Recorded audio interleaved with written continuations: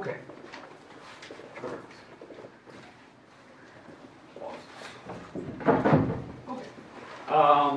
So we're still, this is the last kind of notes I want to take today for this section. Probably tomorrow we're going to probably go into 4.6, 4.7, kind of an idea. We only have a couple sections left. I'm expecting probably a test for us, maybe in about a week, week and a half, something like that. Just because we only have 2 sections left, and the sections that we're going into are smaller. They're not as complicated as these. We've done the majority of the difficult work with this stuff, which is, it's really not difficult if you kind of pay attention, especially if you know like these properties. Okay, so we're gonna do one proof here, then we'll try to do one example where we try to find like an X and Y. If you want another example, we can do that. But again, we are gonna get homework today, it'll be due next week, just so you have some time to actually work on that. Okay, so let's actually jump right into this problem. We're trying to prove that certain walls on this picture are the same. We're trying to prove that this wall here is congruent to this wall. So to do that, since we're not given a marker right away, we're going to have to probably prove that the 2 triangles are equal to each other. If the 2 triangles are equal, then yeah, the actual triangles have to if the triangles are congruent, then yes, the walls have to be equal to each other. But, all right. So on this particular problem, what do those little arrows mean? Those little pink arrows? Yeah, they're parallel. It's actually stated in that given up there that we have parallel walls. Parallel, if you don't remember, that means that the lines go the same direction. Like they're not going to cross. Yeah, they're not going to touch, cross, intersect, whatever you want to call it. But it also kind of hints at the fact that you have lines that are actually or certain angles that are actually equal to each other. A lot of people don't know that. Parallel infers that angles are equal, and we'll get to that on this particular picture. You'll be able to see it right away. All right, so let's jump right in. Let's talk about what we're given, what we need to prove. So line number 1. Let's start with the obvious fact that angle F is congruent to angle, was that J? And that is a given. So in fact, they're actually marked already. Okay, so that marker, that stands for an angle marker. I always do this, this little pet thing of mine. I always put like the little A's and S's where, you know, the angle symbols are, the wall symbols are. That way you kind of know what acronym you're trying to spell. Okay, so we have one mark in each picture. Second given, we don't really have to interpret what that means. It's pretty obvious they're equal. Second part, the second given that we're provided is that FH, that wall, is parallel to GJ. That's our other given. Now, some people they all put the givens in like one big step. That's fine if you do that, but I usually go one at a time in case you need to decipher what it means. All right, so we have certain walls that are parallel, and that's these arrows right here. Parallel, parallel. Okay, so FH parallel to GJ. If those are parallel, certain angles are equal. In fact, the angles that are actually the same, since these lines are parallel, this is a transversal. It's kind of going through both parallel lines. If you can kind of turn your head, you can kind of see it. It is a line that crosses 2 parallel lines. These angles right here are equal to each other. You want to know what the name of those angles are called? They're on the inside of the parallel lines. They're interior. What type? The same side, the alternate? They're alternate. They're alternate interior. How I always remember alternate, it kind of looks like a checkerboard jump, right? Checkerboard jumps are where you go diagonally. That's what's happening here. You're going inside the parallel lines, so they're interior, and they're hopscotching. So it is an alternate interior. So that would be line number 3. That top angle here, let's call that JGH. JGH. That angle is congruent to the bottom angle, which is FHG. And it's exactly the reason we just said. It is an alternate interior angle. Since the lines are parallel, the alternate interiors are the same. It's actually one of our theorems we've had previously. All right, any questions with the alternate interior idea? Now that is an angle marker. Let me put that marker here. That is an angle marker. So I have 2 marks in each triangle now. They're both angles so far. Now let me get rid of the dashed line here. I know that gets a little confusing. All right. So we're done with the parallel idea. That's really all it meant, that certain angles are equal. Now, is there anything else that the triangle shares? Both of them share. They do share something. Oh, line GH. Yeah, they share the wall in the middle. It's actually the reflexive wall. It's actually the same wall in both pictures. It's actually like they're perfectly attached to each other. So that wall is actually the same in both pictures. So let's actually write that this wall is equal to itself. So on line number 4, the wall GH is congruent to itself, GH, and the reason here, that is the reflexive property.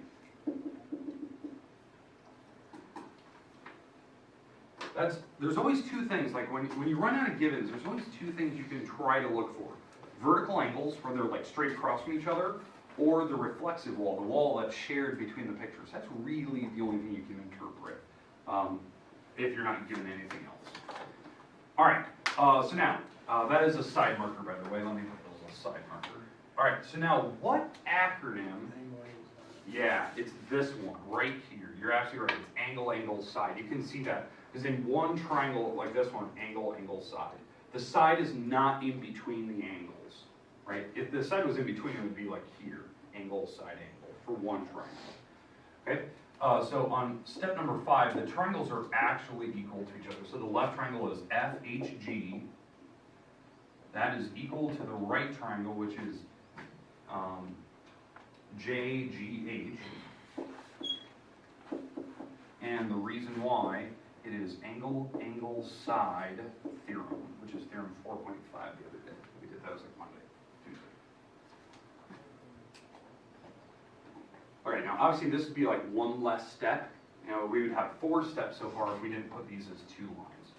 This could be 1 line if you want to do that, because it's fine. Givens you can always put at once, but I separate them. And the last step, now that we have the triangles are equal, what are we trying to prove? Yep, and that should work. That FH should be equal to JG, and the reason why,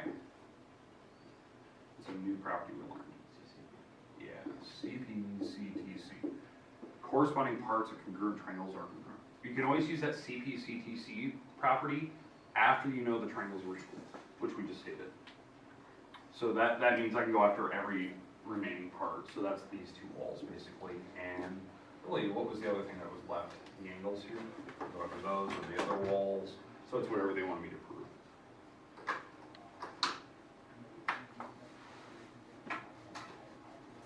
Okay, questions, comments about what we've done? The proof.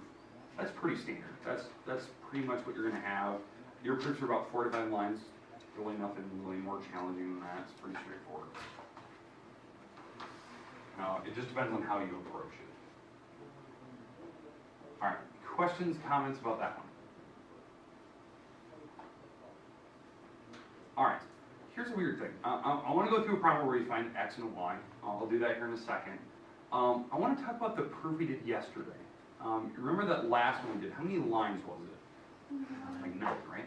Okay, and the reason why I did that problem, it was like 2 problems in one. It was proving certain angles on a picture were the same. I want to bring it up because I was really surprised that no one called me out on a property on it, and I want to bring that one back up. I'm not going to do the proof again. I just want to talk about something because I was working through it and no one said anything. I was actually really surprised by it. Let me get rid of this.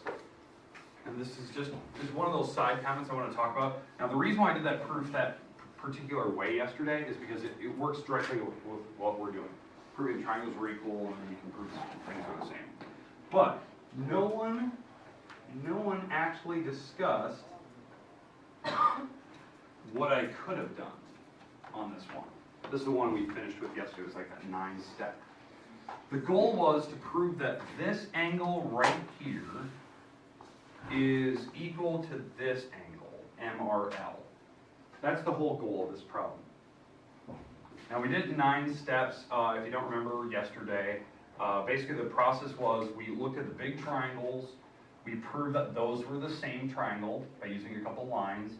Then if those big triangles were the same, then these walls matched for the 2 triangles, the ones that overlap. And if those two walls match, then I had enough information to prove that this smaller triangle is equal to this smaller triangle over here. Okay? Because I had an angle, a wall, and then we had the vertical angles in here. Okay? And then I could go off, once I had those two triangles were the same, then I could prove that their third angles are the same. But no one said anything. And I don't know if somebody was just thinking about it, they were just too shy to bring it up. There's a different way to prove this problem, and I said it like multiple times before we actually attempted it, that there's different ways to prove these. Here's the one way that I was surprised no one even brought it up. Okay, I just want you to focus on the small triangles, not even the big ones. Just the small triangle. And this one over here. Now, from the markings, these two angles are the same, correct? All right. And these two angles are the same, right? Okay. So if we have two angles in here that match, and two angles in here that match, then what can you tell me about the third one? Yeah. We could have done this problem in like 3 steps.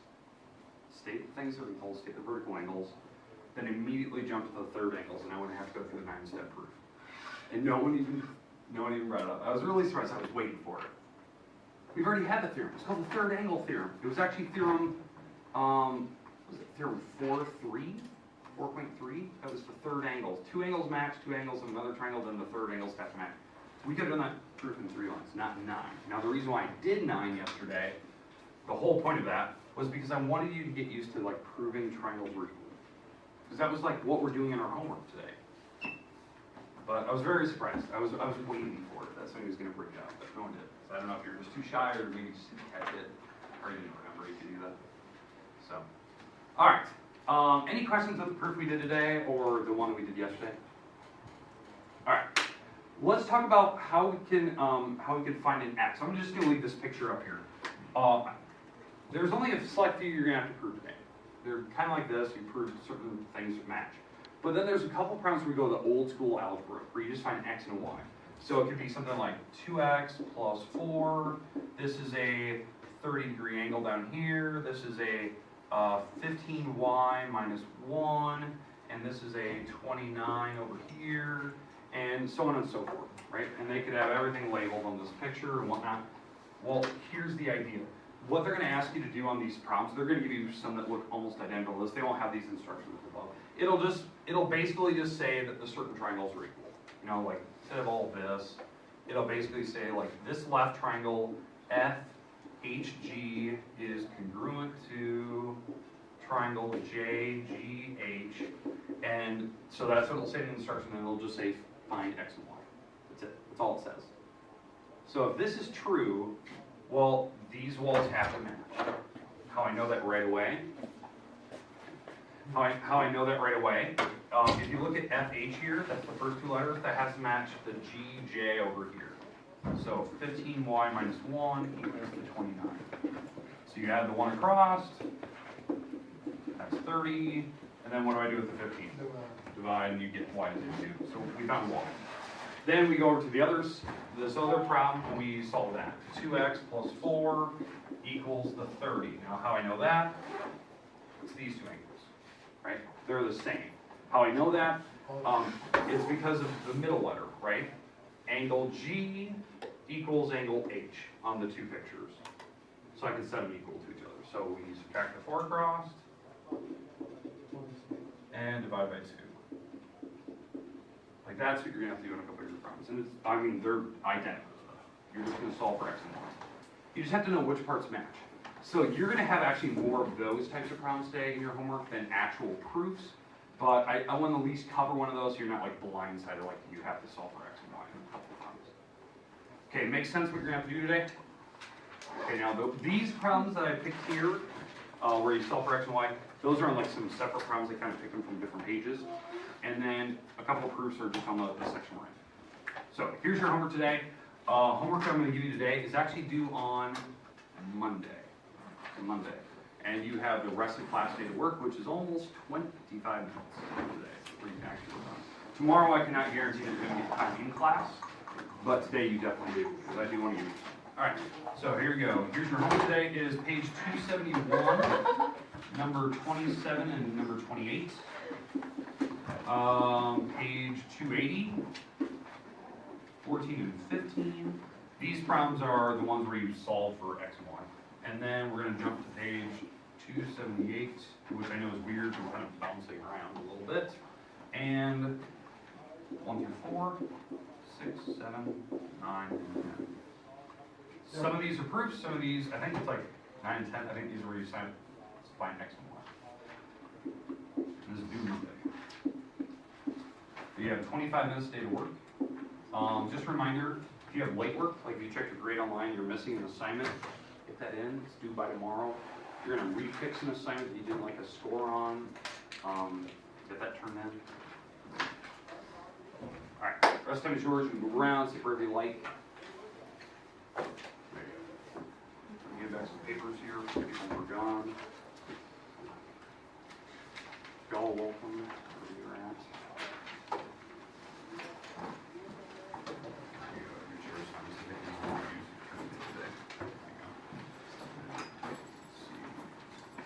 Anthony, here you go, here's some papers.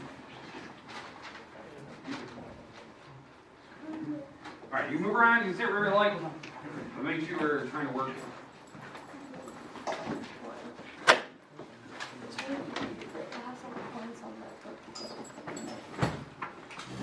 And just a reminder, I won't be here after school today, so if you have questions, I'm sorry, I can't answer questions today after school. I'm leaving early for basketball, so if you have questions, maybe tomorrow morning or after school, or tomorrow during class, something like that.